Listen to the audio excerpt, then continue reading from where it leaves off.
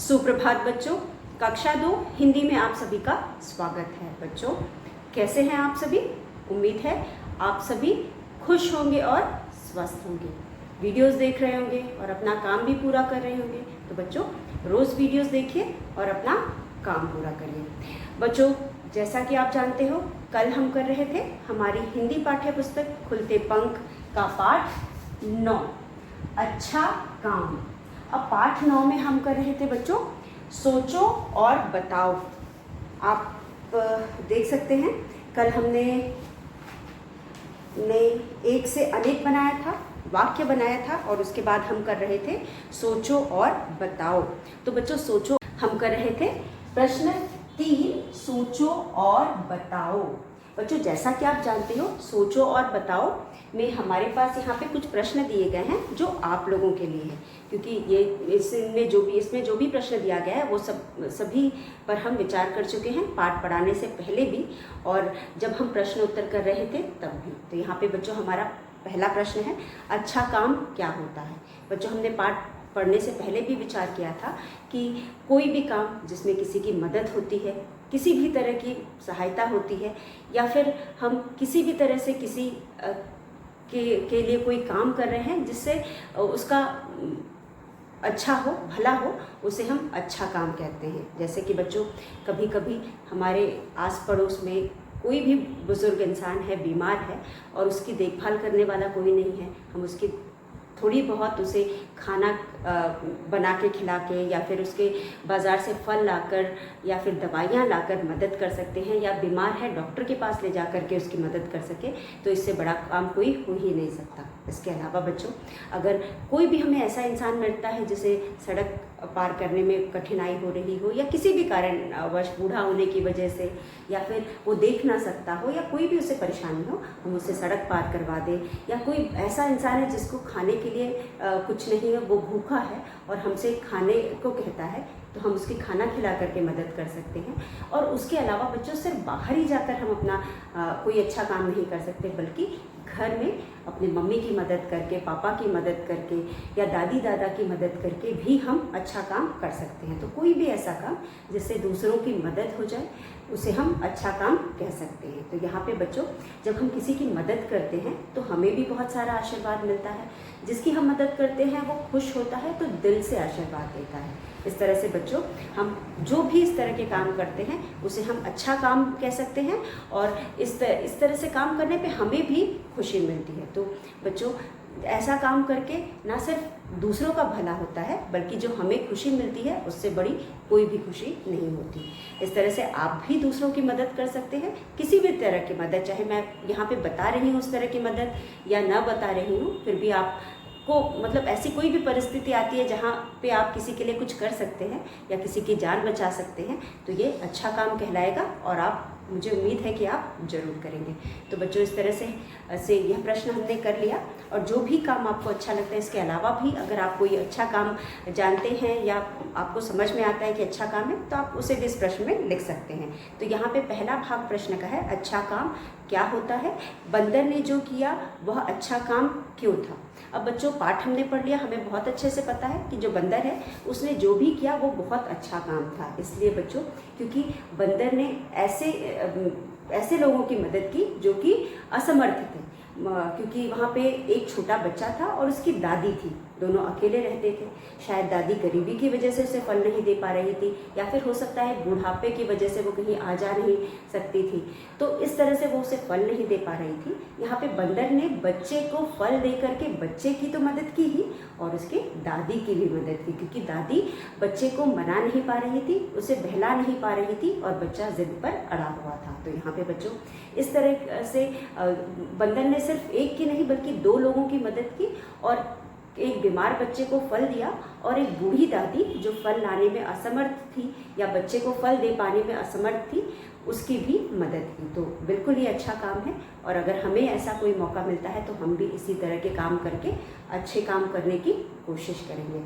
तो बच्चों यहाँ पे ये था हमारा पहला प्रश्न जिसे आप अपने शब्दों में लिखेंगे। आपने कॉपी बनाई है, एक्टिविटी कॉपी बनाई है, आप उसमें लिख सकते हैं। उसके बाद दूसरा है ख, तुम अपने दोस्तों के साथ क्या क्या मिलकर बांट कर करते हो। तो बच्चों, हम अपने दोस्तों के साथ खेलते हैं, पढ़ते हैं और बच्चों दोस्तों के साथ हम बातचीत करते हैं और अपनी परेशानियां भी एक दूसरे से को बताते हैं। तो जब हम परेशानी बताते हैं तो ऐसी कोई परेशानी जहाँ पे हमें अपने दोस्त की मदद करनी हो, वहाँ पे हम उसकी मदद करते हैं।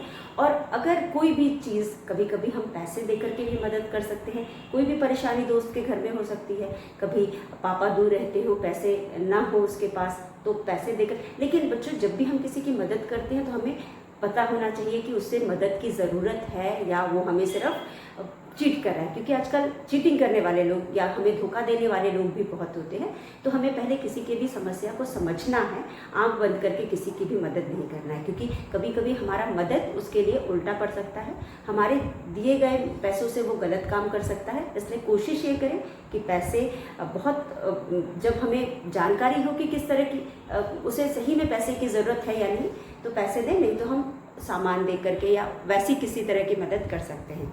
तो यहाँ पे बच्चों, मदद करने से पहले हमें पता होना चाहिए कि क्या सही में उसे मदद की ज़रूरत है, और बाकी चीज़ पैसे के अलावा अगर किसी तरह की मदद है तो बिल्कुल आप करेंगे। और उसके बाद बच्चों, जैसा कि ये प्रश्न यहाँ पे है कि हम अपने दोस्तों के साथ किस तरह की मदद, मतलब कौन कौन सी चीज़ें अपनी मिल बांट करके मतलब यूज़ करते हैं, प्रयोग करते हैं या उसे शेयर करते हैं। तो यहाँ पे बच्चों, खेलते हैं हम उनके साथ, तो अपने खेलने के सामान, जितने भी खेलने का उपकरण होता है जिससे हम खेल खेलते हैं, गेंद हो गया, बल्ला हो गया, फुटबॉल हो गया, और उसके बाद आपका बास्केटबॉल, अगर आप खेल रहे हो तो बास्केटबॉल हो गया। इस तरह के कोई भी उपकरण हो वो हम अपने दोस्तों के साथ बांट करके खेलते हैं। और उसके बाद हम खाने पीने की चीज़ें बांटते हैं या एक दूसरे से उसका आदान प्रदान करते हैं। उसके बाद लिखने पढ़ने की चीज़ें, कभी हमारे पास किताब नहीं है या फिर हम स्कूल नहीं जाते तो कॉपी लेकर के नोट्स लिखने के लिए भी हम एक दूसरे से बांटते हैं। तो इस तरह से ऐसी बहुत सारी चीज़ें हैं जो हम एक दूसरे के साथ हम अपने मित्रों के साथ खाने पीने की चीज़ें बांटते हैं, पढ़ने लिखने की चीज़ें बांटते हैं और खेलने कूदने की चीज़ें भी बांटते हैं। और इसके अलावा भी अगर आप अपने मित्र के साथ कोई चीज़ बांटते हो तो आप वो भी लिख सकते हो। तो यहाँ पे बच्चों, हम वो सारी चीज़ों के बारे में लिखेंगे जिन चीज़ों को हम अपने दोस्तों के साथ बांटते हैं और बांट करके उसका आनंद उठाते हैं। उसके बाद बच्चों, हमारा अगला प्रश्न है, ये भी प्रश्न आपके लिए था, इसलिए आप जो भी आपको लगता है आप लिख सकते हैं, वो सारी चीज़ें आप यहाँ पे लिख सकते हैं। उसके बाद जो हमारा अगला प्रश्न है बच्चों, वो है अब करने की बारी। प्रश्न 4 है अब करने की अब न पे ए की मात्रा ने, की ब पे आ की मात्रा बा, र पे बड़ी की मात्रा री। अब करने की बारी। तो यहाँ पे हमारा अगला प्रश्न है बच्चों, अब करने की बारी। अब करने की बारी यानी ये भी प्रश्न आपके लिए है, आप लोगों को करना है। पाठ हमने पढ़ लिया है, समझ लिया है, अब करना आपको है। तो बच्चों, रोटी कितनी तरह से बनाई जाती है, जैसा कि आप जानते हैं हमने रोटी के बारे में पाठ में पढ़ा, रोटी शब्द हमने पाठ में पढ़ा था। तो यहाँ पे रोटी शब्द कहाँ आया था बच्चों? जब बंदर ने अच्छा काम किया था, दादी को और बच्चे को खुश किया था, तो दादी खुश होकर के घर में गई, अपनी झोपड़ी में गई और वहाँ से वह रोटी लाई और रोटी ला करके उसने बंदर को दिया। तो यहाँ पे रोटी बंदर को दिया, वहाँ पे रोटी का प्रयोग हमने किया है। तो यहाँ पे बच्चों, रोटी क्या होती है? रोटी वो चीज़ होती है जो हम सभी खाते हैं, है ना। अपने दिन भर अपने किसी न किसी खाने के समय रोटी का प्रयोग हम करते हैं। तो यहाँ पे बच्चों, और सभी के घर में रोटी बनती होगी, आप सभी ने रोटी देखी होगी।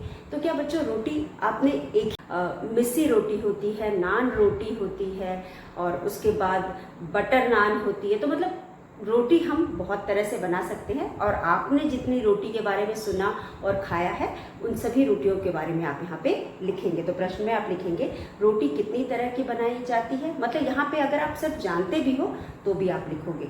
उसके बाद दूसरा प्रश्न है तुमने किस किस प्रकार की रोटी खाई है, तो आपने जिस भी प्रकार की रोटी खाई है आप उसके बारे में लिखेंगे। तो यहाँ पे बच्चों जो भी रोटी आपने खाई है उसके बारे में आप पहले तो कितनी रोटियों के बारे में आप जानते हैं वो लिखेंगे। कोई ज़रूरी नहीं कि हम जानते हैं तो सभी रोटियों को हमने खाई होगी, तो जितनी प्रकार की रोटियों को हम जानते हैं उनके बारे में पहले लिखेंगे और उसके बाद जो जितनी रोटियाँ हमने खाई है उसके बारे में हम लिखेंगे। तो यहाँ पे अभी आपको लिखना है क्योंकि ये आपसे पूछा जा रहा है। उसके बाद किसान खेतों में सब्जियां उगाने के लिए क्या क्या करता है। अब बच्चों जैसा कि मैंने आपको बताया कि इस पार्ट में हमने रोटी के बारे में पढ़ा, इसलिए हम रोटी के बारे में बातें कर रहे हैं। तो यहाँ पे जो रोटी होती है बच्चों वो गेहूँ से बनती है। गेहूँ को हम पीस करके उसका आटा बनाते हैं और उसके बाद उसकी रोटी बनाते हैं, आप सभी जानते हो। और गेहूँ कहाँ से हमें मिलता है, खेत से मिलता है। खेत में किसान गेहूं की खेती करता है और फिर हमें गेहूं मिलता है और उस गेहूं से वो या तो हम गेहूं लाते हैं अपने घर में या फिर पिसा पिसाया आटा लाते हैं और उससे रोटी बनाते हैं। अब बच्चों आप सभी जानते हो कि जो किसान होता है वो गेहूं को उगाता है और उगाने के लिए बच्चों सबसे पहले वो खेतों की जुताई करता है, यानी कि जो मिट्टी होती है उसको ढीला करता है।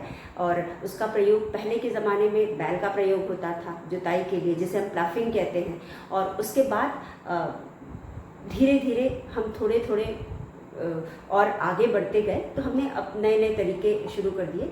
तो पहले शुरू में तो आदमी खुद से करता था, फिर बैलों का प्रयोग करता था, फिर उसके बाद अब तो हम ट्रैक्टर से करते हैं।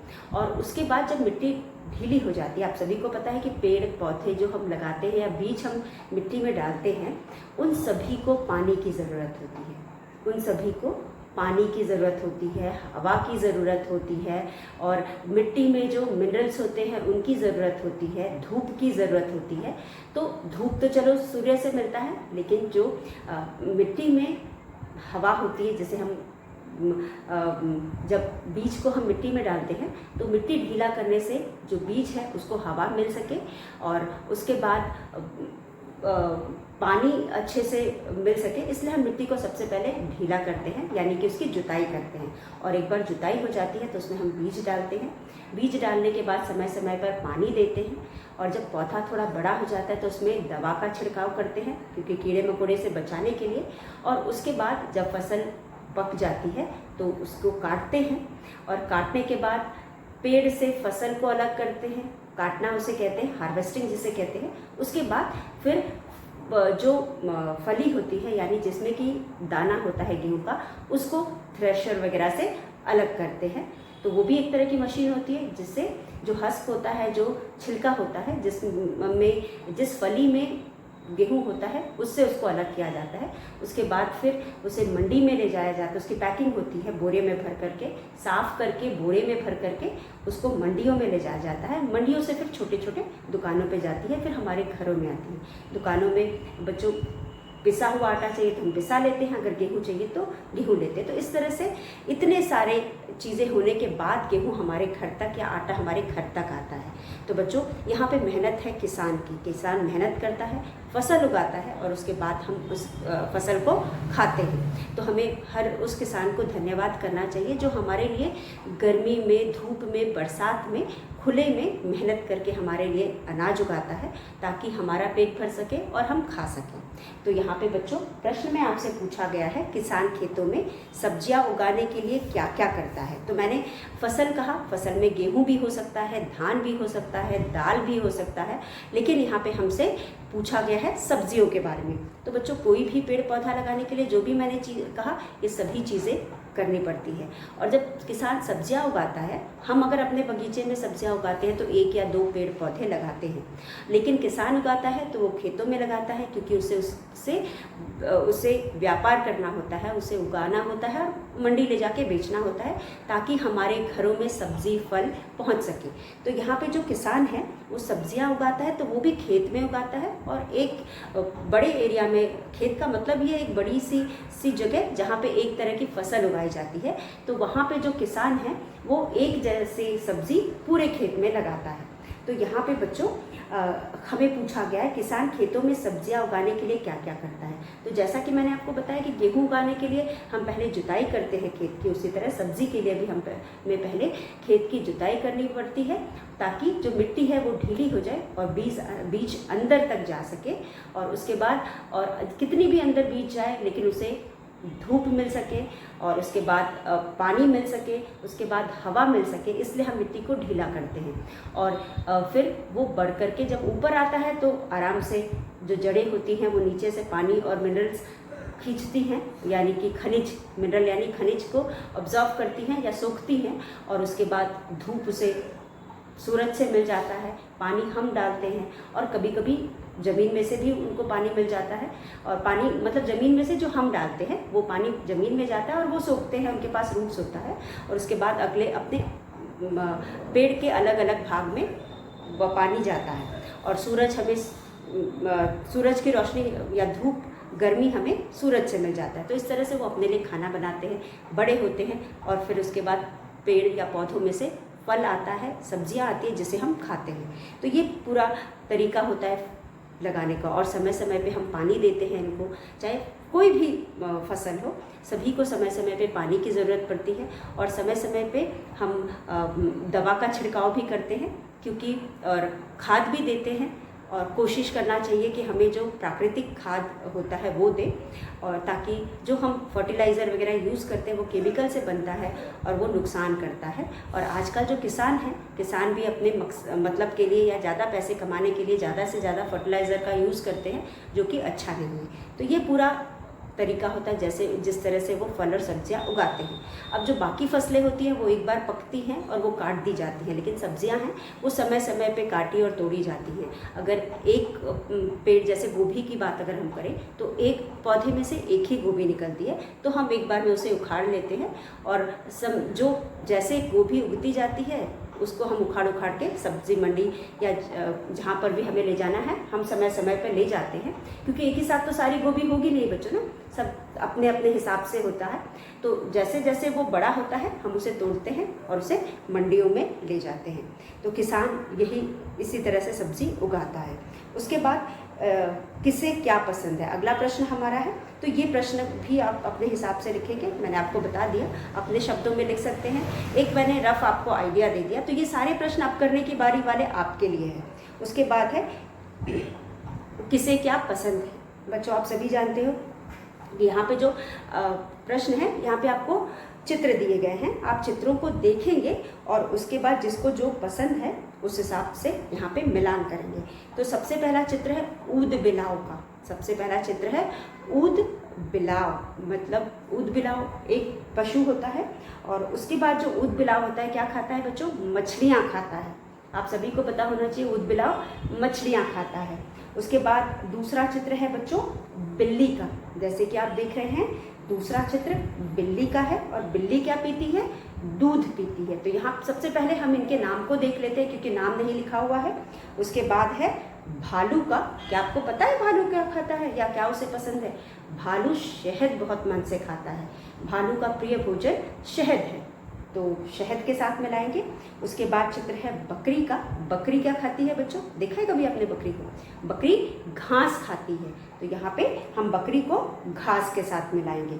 उसके बाद बंदर। बंदर क्या खाता है, बंदर केले खाता है। तो बच्चों खाने को तो ये लोग बहुत कुछ खाते हैं, लेकिन मन से क्या खाते हैं या बहुत उन्हें पसंद क्या होता है, हमें वो चीज़ें दी गई हैं। तो यहाँ पे बच्चों हमारा प्रश्न ग है, किसे क्या पसंद है, किसे क्या पसंद है। तो बच्चों किसे क्या पसंद है, जो भी पशु पक्षी यहाँ पे दिए गए हैं उन सभी पशु पक्षियों के प्रिय भोजन यहाँ दिए गए हैं, वह भोजन जो उन्हें बहुत पसंद होता है या वह भोजन जो उन्हें बहुत प्रिय होता है, तो वो सारे भोजन यहाँ दिए गए हैं। तो जिसको जो पसंद है, पहले तो हम इन पशुओं के चित्र को पहचानेंगे, उनका नाम लिखेंगे और उसके बाद जो भी भोजन उनको पसंद है उससे उनका मिलान करेंगे। तो बच्चों यहाँ पे हमारा पहला प्रश्न है, हमारा पहला प्रश्न, हमारे पास जो प्रश्न है उसको हम यहाँ लिखेंगे। हमारा प्रश्न है ग। अब करने की बारी में अ ब, अब ग र न पे ए की मात्रा ने, की बारी ब पे आ की मात्रा, बा री। अब करने की बारी में हमारे पास प्रश्न है जिसमें हमें दिए गए चित्रों के नाम लिखकर उसके मनपसंद भोजन के साथ उसका मिलाव करना है, मतलब वो चीज़ जिसे वो बहुत मन से खाता है। तो प्रश्न है किससे क पे छोटी की मात्रा से, किससे क्या, आधा क य पे आ की मात्रा क्या, किससे क्या पसंद, व स पे बिंदी सन द पसंद है, किससे क्या पसंद है, रेखा र पे ए की मात्रा रे, ख पे आ की मात्रा खा, खींचकर ख पे बड़ी की मात्रा खींच, खींच कर लिखो, ल पे छोटी की मात्रा ली, ख पे ओ की मात्रा खो, लिखो। अब यहाँ पे बच्चों आप देख सकते हैं कि पहला चित्र जो है यहाँ पे वो है ऊद बिलाव, ऊद, ब पे छोटी की मात्रा बी, ला व, ऊद बिलाव। पहला चित्र ऊद बिलाव का है। उसके बाद हमारे पास है बिल्ली, ब पे छोटी की मात्रा, आधा ल और ल पे बड़ी की मात्रा बिल्ली। उसके बाद है भ पे आ की मात्रा, ल पे बड़े ऊ की मात्रा भालू। उसके बाद है ब क र पे बड़ी की मात्रा री, बकरी। उसके बाद है बंदर, ब पे बिंदी बंदर, बंदर। अब बच्चों ये जो पशुओं के नाम यहाँ पे है, इन सभी के मनपसंद भोजन के नाम दूसरी तरफ दिए गए हैं। चलिए हम उसे भी देख लेते हैं। तो दूसरी तरफ है द पे बड़े की मात्रा दूध, दूध। उसके बाद है क पे ए की मात्रा के, ल पे ए की मात्रा ले, केले। फिर है म छ, ल पे बड़ी की मात्रा ली, मछली। श ह द शहद। उसके बाद हमारे पास है प पे आ की मात्रा पास, पास। तो बच्चों ये जो शब्द हैं ये सभी खाने पीने, यहाँ पे जो शब्द दिए गए हैं वो है ऊद बिलाव, ऊद बिलाव, बिल्ली, भालू, बकरी, बंदर, दूध, केले, मछली, शहद और घास। ये है घ पे आ की मात्रा घास, घास। अब बच्चों जैसा कि आप जानते हो कि खाने को तो हम भी बहुत सारी चीज़ें खाते हैं ना, हम तो बहुत सारी चीज़ें खाते हैं, लेकिन हमको हर चीज़ पसंद नहीं होती। कुछ ऐसी चीज़ें होती है जो हमें बहुत पसंद होती है, या कोई एक चीज़ ऐसी होती है जो हमें और भी ज़्यादा पसंद होती है, तो बहुत ज़्यादा पसंद होती है। तो ऐसी ही कुछ चीज़ें हैं जो यहाँ पे दी गई हैं, ये नाम दिए गए हैं बच्चों के, और उनके सामने ऐसी ही कुछ चीज़ दी गई है जो उनको बहुत पसंद है। तो अगर मैं बोलूँ बंदर केले खाता है तो इसका मतलब ये नहीं कि वो कुछ और नहीं खाता, वो और भी बहुत कुछ खाता है। आप उसको जो भी दोगे वो खाएगा, लेकिन ये ऐसी चीज़ें हैं जो उसे बहुत पसंद है, उन चीज़ों का यहाँ पे नाम दिया गया है। तो यहाँ पे जो सबसे पहला चित्र है बच्चों वो है ऊद बिलाव। और ऊद बिलाव क्या खाता है आपको पता है? ऊद बिलाव खाता है, बहुत मन से खाता है मछलियाँ। ऊद बिलाव मन से क्या खाता है? मछलियाँ, उसे मछलियाँ बहुत पसंद है। तो हम ऊद बिलाव को मछली से मिलाएंगे, ऊद बिलाव को मछली से मिलाएंगे। यहाँ पे ऊद बिलाव मछली खाता है और बहुत मन से खाता है, इसलिए हम उसे उसके मनपसंद भोजन मछली से मिलाएंगे। बिल्ली, आप सभी को मालूम है बिल्ली क्या पीती है? बिल्ली दूध पीती है। आपने देखा होगा कभी भी आपके घर में अगर कहीं दूध रखा होता है और मम्मी छुपा के दूध रखती है कि बिल्ली आके ना पी जाए, और कभी अगर उसे मौका मिल जाता है तो वो मौका नहीं छोड़ती दूध पीने में। तो यहाँ पे जो बिल्ली है वो बहुत मन से दूध पीती है। तो यहाँ पे हम बिल्ली किसको दूध से मिलाएंगे? बिल्ली दूध पीती है। उसके बाद भालू। भालू की अगर आपने कहानी सुनी होगी तो आपने सुना होगा, ज़्यादातर हम बहुत सारी चीज़ें किस्सों कहानियों से ही जानते हैं। तो यहाँ पे आपने भालू वाली अगर कहानी सुनी होगी तो आपको पता होगा जो भालू है वो बहुत मन से शहद खाता है। तो यहाँ पे जो भालू है उसको शहद बहुत पसंद होता है, तो हम भालू को शहद के साथ मिलाएंगे। उसके बाद है बकरी। बकरी, बकरी क्या खाती है? बकरी को आपने अक्सर देखा होगा पेड़ों की पत्तियां नोच करके खाती है, या फिर अपने उचक उचक करके पेड़ की जो पत्तियां लटक रही होती है उसे खाती है। और या अगर आपके आसपास किसी के पास होगे तो उसे हरी हरी घास या पेड़ की पत्तियां तोड़कर दिया जाता है। तो यहाँ पे हम बकरी से के साथ घास लगाएंगे। तो बकरी को आपने चलते हुए भी देखा होगा कभी कभी कि बकरी चलते हुए घास खाते हुए चल रही होती। तो बकरी पेड़ की पत्तियां भी खाती है और घास भी खाती है। तो यहाँ पे हम बकरी को घास के साथ मिलाएंगे। उसके बाद बंदर। बंदर जो होता है वो एक पेड़ से दूसरे पेड़ पर छलांग लगाता है और जो भी उसे पत्ती या फिर कोई फल वल मिलता है सभी कुछ खाता है, लेकिन केले बहुत मन से खाता है। तो हम यहाँ पे बंदर को केले के साथ मिलाएंगे। तो चलिए एक बार फिर देख लेते हैं। कूद, बिलाव, मछली, बिल्ली, दूध, भालू, शहद, बकरी, घास, बंदर, केले। तो ये जितने भी पशु थे उनके प्रिय भोजन के साथ हमने उन्हें मिला दिया।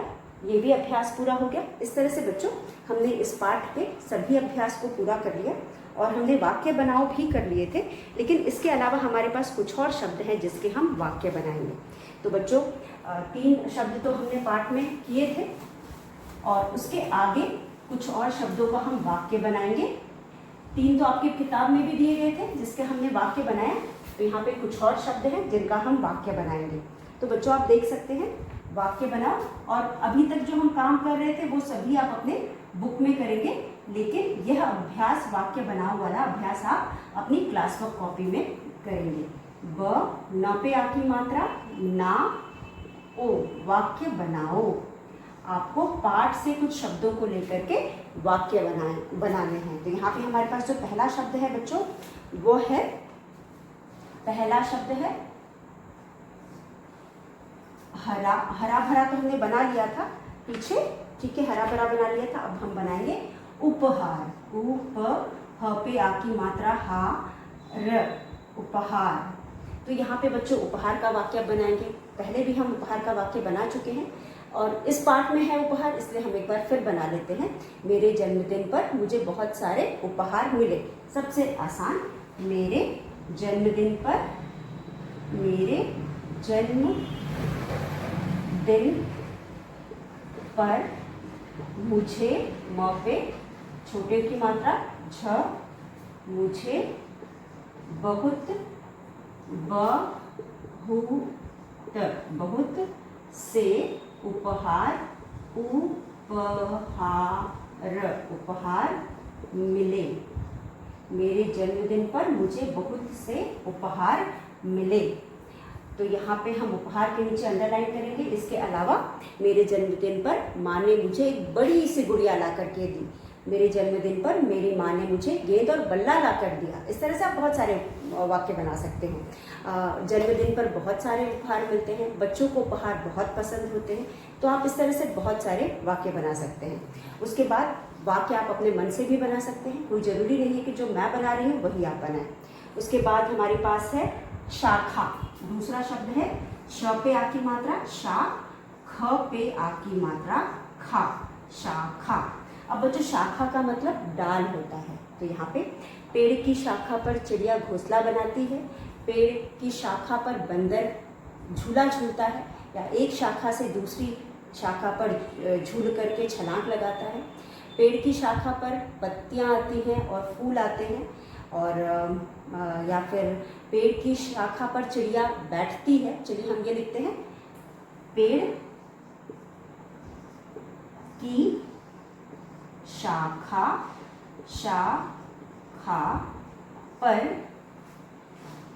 चिड़िया, चौपे छोटी की मात्रा चिड़िया, चिड़िया बैठती, ब पे ए की मात्रा बैठती बैठती, बैठती है। पेड़ की शाखा पर चिड़िया बैठती है। शाखा का वाक्य बना इसलिए हमने शाखा के नीचे अंडरलाइन किया।